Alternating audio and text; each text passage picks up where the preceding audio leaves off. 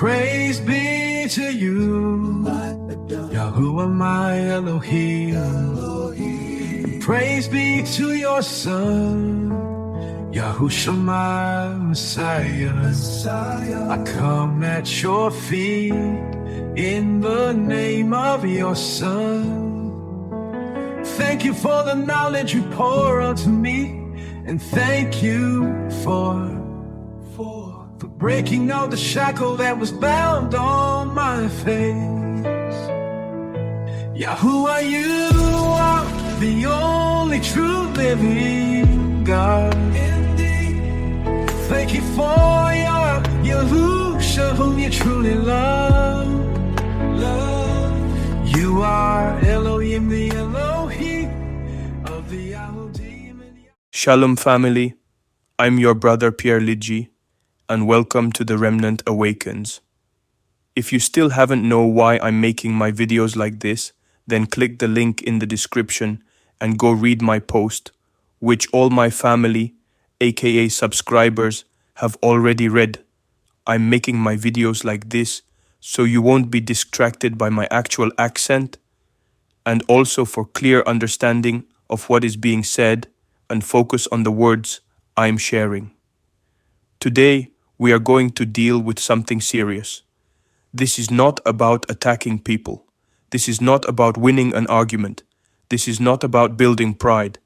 This is about exposing a dangerous doctrine that dresses itself in Torah language, while rejecting the very one the Torah was pointing to. I am talking about the Torah only, anti-Mashiach, anti-renewed writings movement. The movement that claims to love Yahuwah but rejects Yahusha. The movement that claims to stand on Torah but rejects the atonement Torah required. The movement that claims to honor Masha but rejects the Prophet Masha commanded Yasharal to hear. The movement that claims to honor the Nabaim, prophets, but rejects the one the Nabaim proclaimed. The movement that claims to expose Christianity, but then uses Christianity's lies as an excuse to reject the Son Yahuwah sent.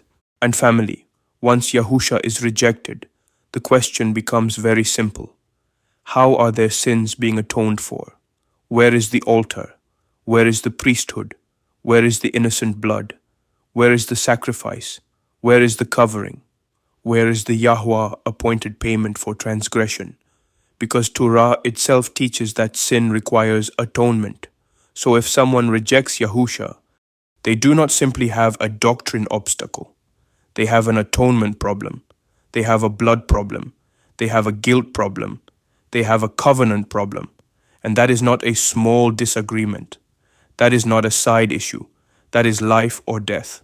Because if the blood is rejected, where is the covering?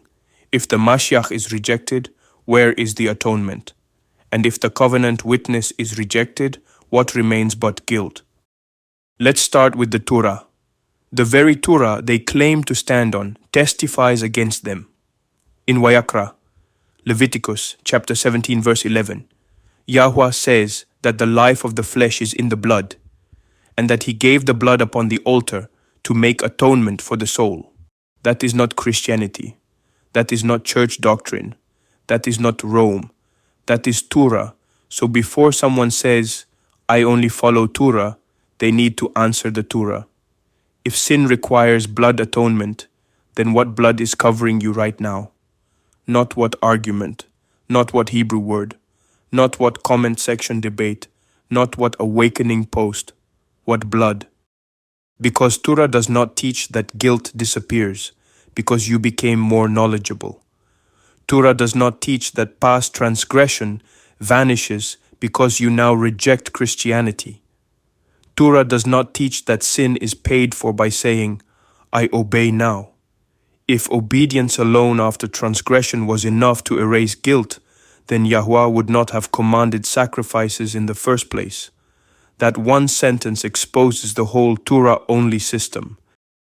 Because the moment you remove Yahusha, you are left with Torah demanding atonement and no appointed sacrifice to give. That is not standing on Torah. That is being condemned by the Torah you claim to defend. Now, family, this is the part many people do not want to hear. They are not different from Yashar al back then. Back then, many in Yashar al had Torah. They had the writings, they had the prophets, they had the temple, they had the priesthood, they had the sacrifices, they had the language, they had the identity, they had the history, they had the promises, and yet many still rejected the one Yahuwah sent. So today, when people say, we have Torah, we do not need Yahusha, they are repeating the same blindness. This is why Yahusha said in Yahukanan 5 that if they believed Masha, they would believe him, because Masha wrote about him. That statement destroys the anti-Mashiach movement. Yahusha did not say, Masha and I are enemies. He said Masha wrote of him. So when someone says they believe Masha but reject Yahusha, Yahusha already answered them. They do not really believe Masha, because Masha testified of the one to come. Let's go to Dabaraim, Deuteronomy chapter 18. Masha said, Yahuwah would raise up a prophet like him from among their brothers, and that Yashar al must hear him. And Yahuwah said, whoever does not hear, that prophet will be held accountable. So now ask the Torah only person, who is that prophet? Who came like Masha? Who came out of Yashar al? Who spoke the words of Yahuwah? Who performed signs? Who stood as mediator? Who brought covenant instruction? Who confronted religious leaders? Who delivered the people from bondage? Who gave the true bread from Shammai? Who stood between judgment and the people? Who was rejected by the people he came to deliver? That is not Daud. That is not a modern teacher. That is not a YouTube awakening guru. That is Yahusha. Masha said, we must hear him. So rejecting Yahusha while claiming Masha is not loyalty to Torah. It is rebellion against the command inside the Torah. The anti-Mashiach movement does not stand with Masha. It stands against Masha at the very point Masha said, hear him. Let's go to Barashit, Genesis chapter 49 verse 10. The scepter would not depart from Yehuda, nor the ruler's staff from between his feet, until Shiloh comes, and unto him the obedience of the peoples shall be. That is kingship prophecy. That is ruler prophecy. That is nations obey him prophecy. Now some people try to make Daud the final Mashiach. Family, that does not even fit. Daud came from Yehuda, yes. Daud was anointed, yes. Daud was a king, yes. But Daud did not receive the obedience of all peoples. Daud did not gather all nations under eternal rule. Daud did not become the final king over all the Arat. Daud died. Daud was buried. Daud awaited the promise. So trying to make Daud the final Mashiach is like putting a crown on a shadow and calling it the sun. Daud was real. Daud was anointed. Daud was a type. But Daud was not the final fulfillment. The promise was not that Daud would be his own son.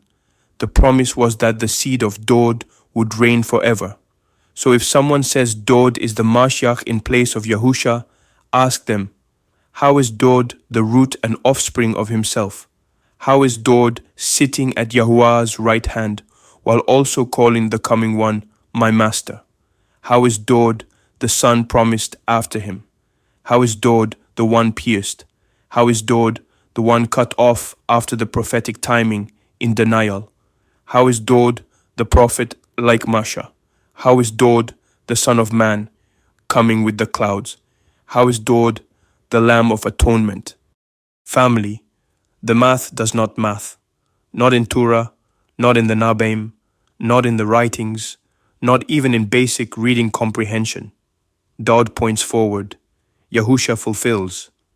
In Bamidbar, Numbers chapter 24 verse 17, Balaam prophesied that a star would come out of Yaakub and a scepter would rise out of Yasharal. That is royal language. That is prophetic language. That is Mashiach language. Now again, Daud can be seen as a partial shadow of kingship. But the full prophecy points beyond Dod.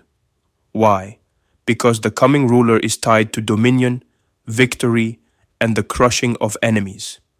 The prophecy grows larger than Dod's historical reign. That is what people miss. They see a partial shadow and try to make it the final body. But shadows are not the substance.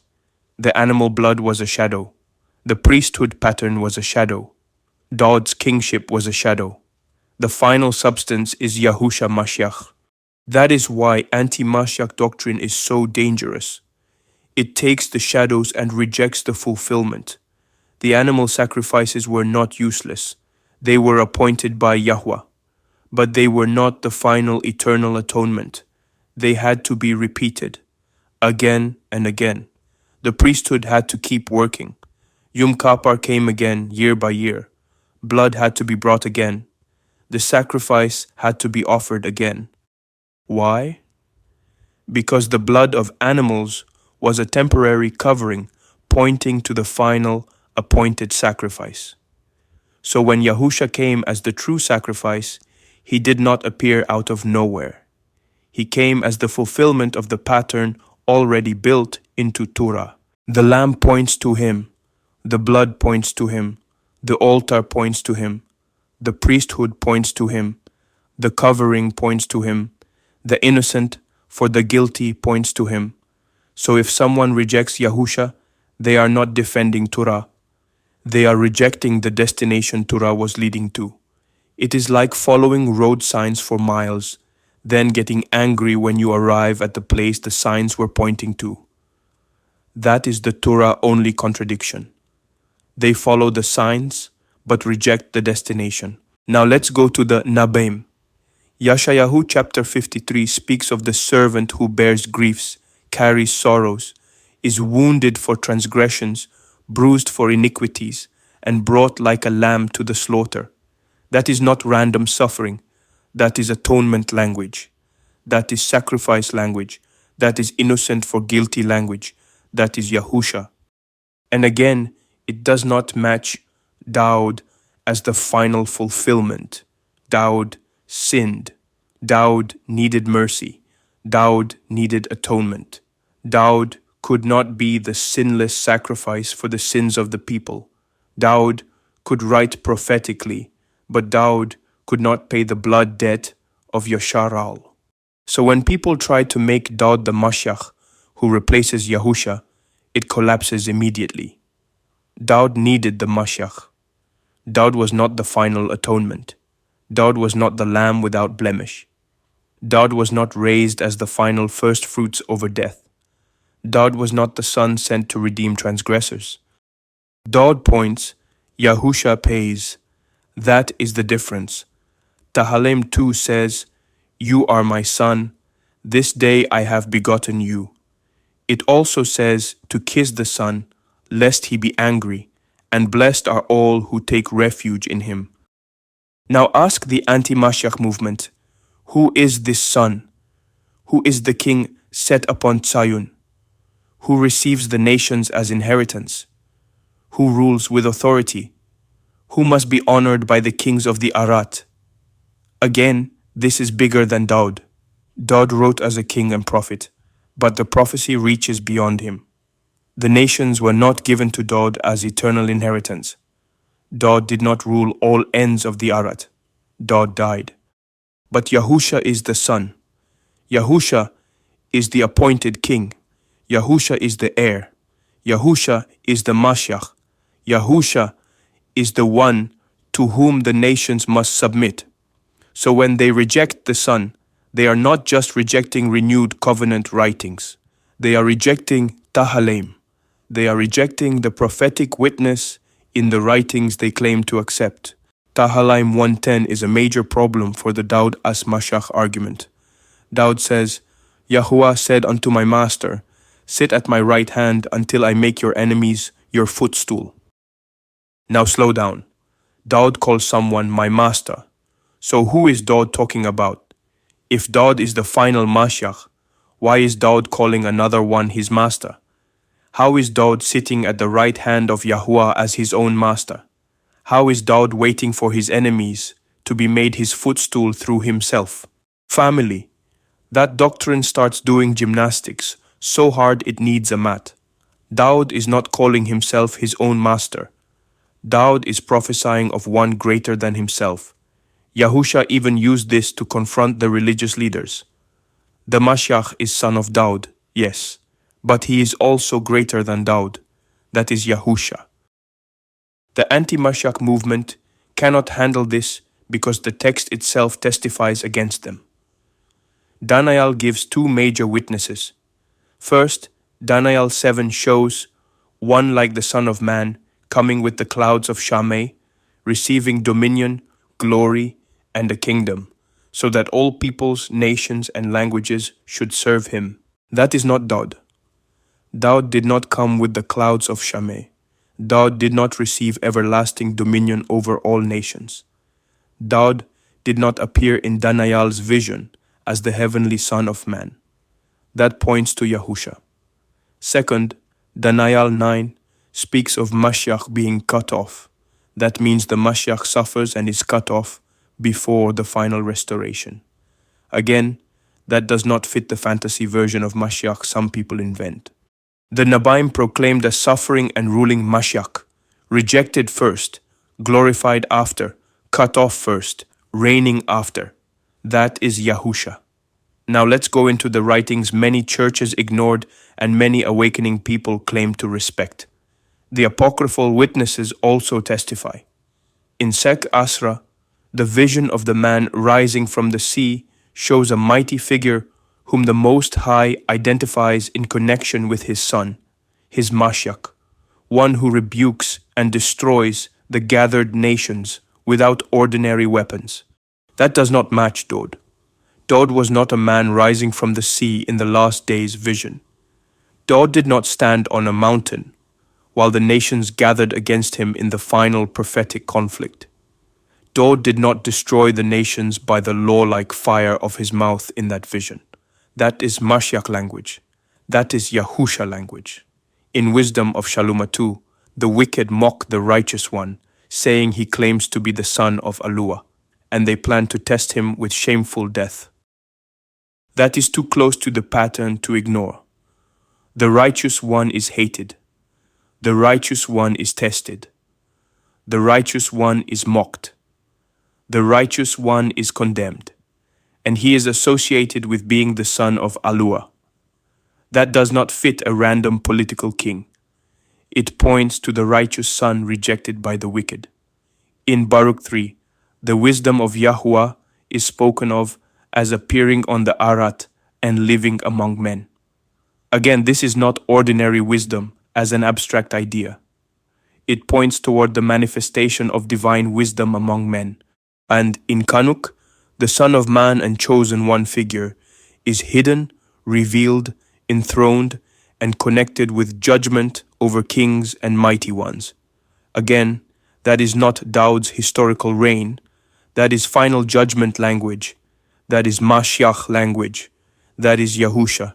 So the witness is not small. Torah points. Nabaim proclaim. Tahalaim reveals. Daniel confirms. The apocryphal witnesses echo. The renewed covenant writings testify. And then the anti-Mashiach movement says, no, we reject Yahusha. At that point, they are not rejecting Christianity. They are rejecting the witness of Scripture. Let's be honest. Many people say, I reject the New Testament. But what they really mean is, I reject the witnesses that prove Yahusha. They do not reject every historical writing. They do not reject every tradition. They do not reject every source. They just reject the writings that testify that Yahusha is the Mashiach. That is not scholarship. That is selective rebellion. The renewed covenant writings are not Roman Christianity. They are Yahudan witnesses testifying of Yahusha.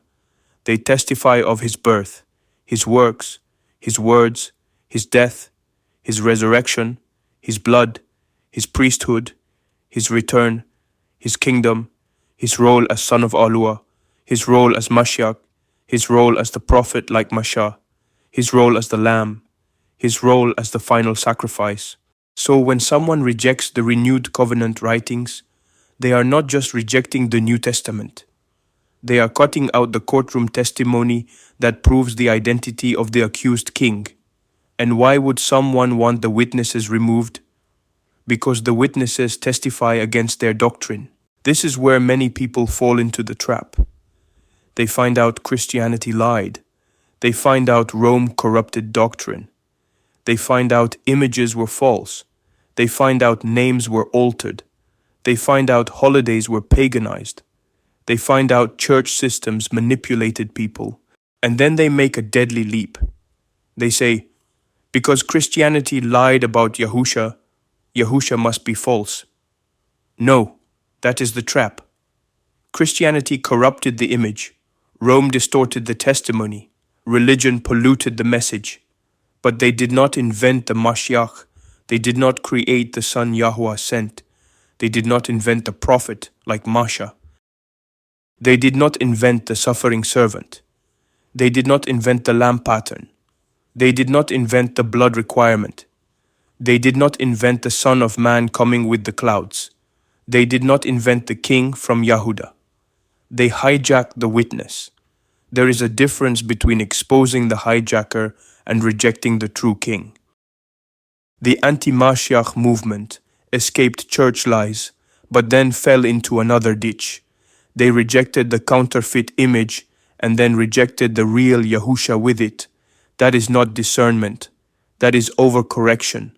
Here is the fatal contradiction of the Torah-only anti-Mashiach movement. They claim Torah, but reject the atonement Torah required. They claim Masha, but reject the prophet Masha said to hear. They claim Yahuwah, but reject the Son Yahuwah sent. They claim the Nabeim, but reject the one the Nabeim proclaimed. They claim Dod, but reject the Master Dod prophesied about.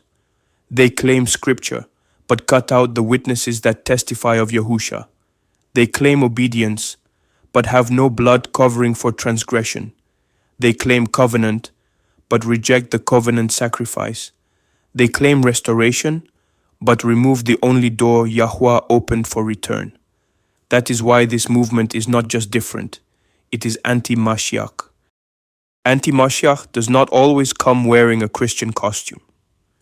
Sometimes anti-Mashiach comes wearing a Torah-only costume. Sometimes anti-Mashiach says, I love Yahweh, while rejecting the Son Yahweh sent. Sometimes anti-Mashiach claims to honor Masha, while rejecting the prophet Masha said we must hear. Sometimes anti-Mashiach claims to protect Scripture, while throwing away every witness that points to Yahusha. That is why we have to test the spirit behind the doctrine, because any doctrine that removes Yahusha from atonement is not from Yahuwah. So let's ask the question again. If Yahusha is rejected, what remains? Where is the altar? Where is the priesthood? Where is the innocent blood? Where is the sacrifice? Where is the covering? Where is Yom Kippur functioning according to Torah? Where is the blood being placed upon the altar for the soul? Where is the Yahuwah appointed atonement for sin? If they cannot answer, then their doctrine is exposed. And no, I obey now is not the answer, because obedience is required, but obedience is not blood. Shabbat is required, but Shabbat is not blood.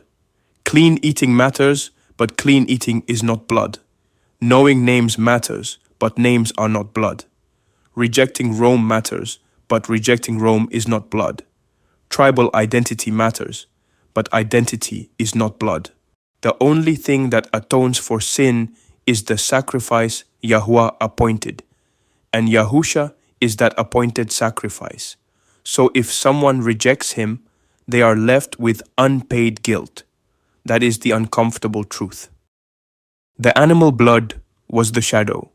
Yahusha is the fulfillment. The lamb was the shadow. Yahusha is the fulfillment. The altar was the shadow. Yahusha is the fulfillment. The priesthood was the shadow.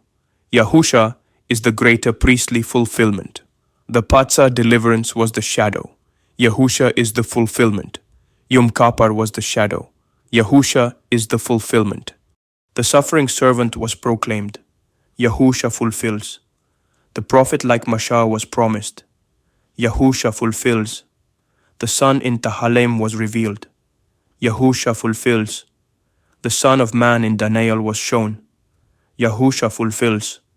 The Son and Mashiach figure in the apocryphal witnesses was echoed. Yahusha fulfills. So when the anti-Mashiach movement rejects him, they are not rejecting a random doctrine. They are rejecting the fulfillment of the whole witness. Let it be plain. The Torah only, anti-Mashiach, anti-renewed writings movement is not true restoration if it removes Yahusha. It is not covenant clarity if it removes atonement. It is not obedience if it rejects the prophet Masha commanded Yasharal to hear. It is not honoring the Nabaim if it rejects the one they proclaimed. It is not honoring Daud if it rejects Daud's master. It is not honoring Yahuwah if it rejects the Son Yahuwah sent. That doctrine may use Torah words, it may use Hebrew phrases, it may use ancient identity language, it may expose church lies. But if it rejects Yahusha, it is anti-Mashiach. And anti-Mashiach with a Torah scroll is still anti-Mashiach. Family, do not let anyone deceive you. Rejecting Christianity's lies is not the same as rejecting Yahusha. Rejecting Rome is not the same as rejecting the Son. Rejecting false church doctrine is not the same as rejecting the renewed covenant witnesses. You can expose Christianity and still honor Yahusha. You can reject Rome and still receive the Mashiach. You can stand on Torah and still confess the one Torah pointed to. In fact, if you truly stand on Torah, you must hear Yahusha, because Masha said to hear him. The sacrifices point to him, the blood points to him, the lamb points to him, the priesthood points to him, the scepter points to him, the Nabaim proclaim him, the writings reveal him, the apocryphal witnesses echo him, the renewed covenant writings testify of him, and Yahuwah raised him. So the question remains, if someone rejects Yahusha, how are their sins being atoned for?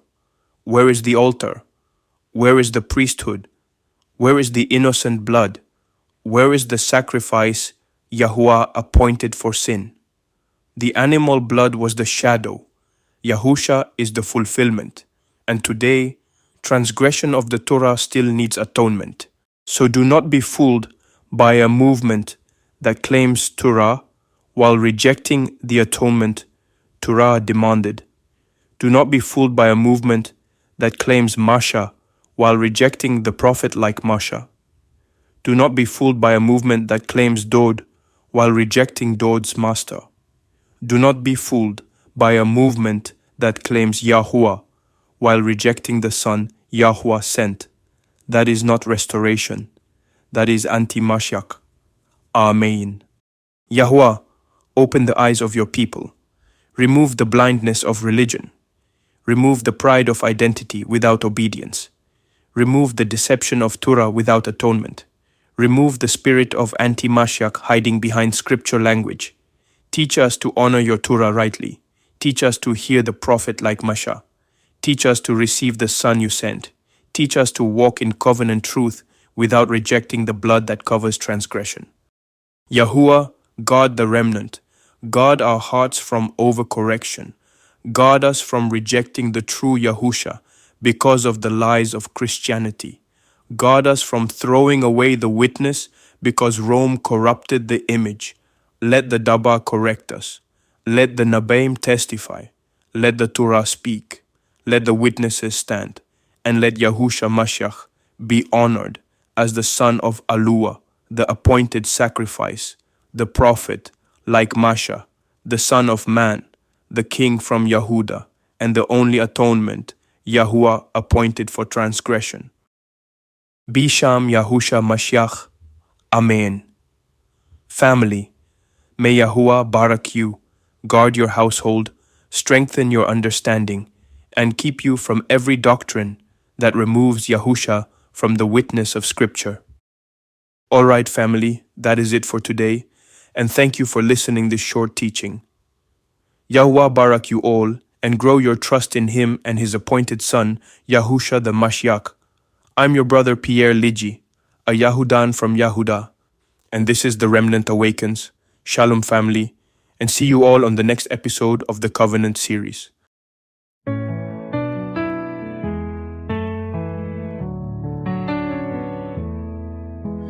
Praise be to you, Yahuwah my Elohim. Praise be to your Son, Yahusha my Messiah. I come at your feet in the name of your Son. Thank you for the knowledge you pour unto me, and thank you for breaking all the shackle that was bound on my face. Yahuwah, you are the only true living God. Indeed. Thank you for your Yahusha, whom you truly love.